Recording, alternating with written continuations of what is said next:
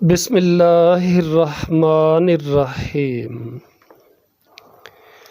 جو اپنے مال اللہ تعالیٰ کی راہ میں خرچ کرتے ہیں ان کی مثال ایک دانے جیسی ہے جو 7 خوشے اگاتا ہے، ہر خوشے میں 100 دانے ہیں،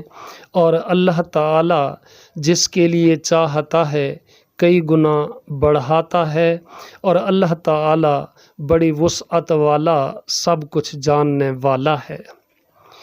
وہ جو اپنے مال اللہ تعالیٰ کے راستے میں خرچ کرتے ہیں، پھر جو انہوں نے خرچ کیا اس کے پیچھے نہ کسی طرح کا احسان جتلانا لاتے ہیں اور نہ ہی کوئی تکلیف پہنچانا، ان کے لیے ان کا اجر ان کے رب کے پاس ہے، اور ان پر نہ کوئی خوف ہوگا اور نہ وہ غمگین ہوں گے۔ اچھی بات کہنا اور درگزر کرنا اس صدقے سے بہتر ہے جس کے پیچھے کسی طرح کی اذیت پہنچانا ہو، اور اللہ تعالیٰ بہت بے پرواہ بے حد بردبار ہے۔ اے لوگو جو ایمان لائے ہو، اپنے صدقات احسان جتلانے اور تکلیف پہنچانے سے ضائع نہ کرو اس شخص کی طرح جو اپنا مال لوگوں کو دکھانے کے لیے خرچ کرتا ہے اور وہ اللہ تعالیٰ اور آخرت کے دن پر ایمان نہیں رکھتا، تو اس کی مثال ایک صاف چٹان کی مثال جیسی ہے جس پر کچھ مٹی ہو، پھر اس پر زوردار بارش پڑے تو اس کو ایک سخت چٹان چھوڑ جائے۔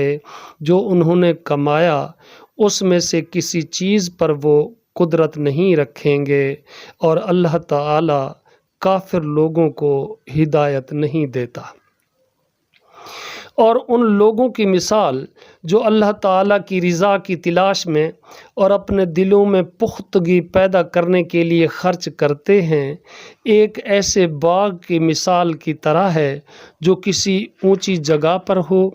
اسے زور کی بارش پہنچے تو وہ اپنا پھل 2 گنا لائے۔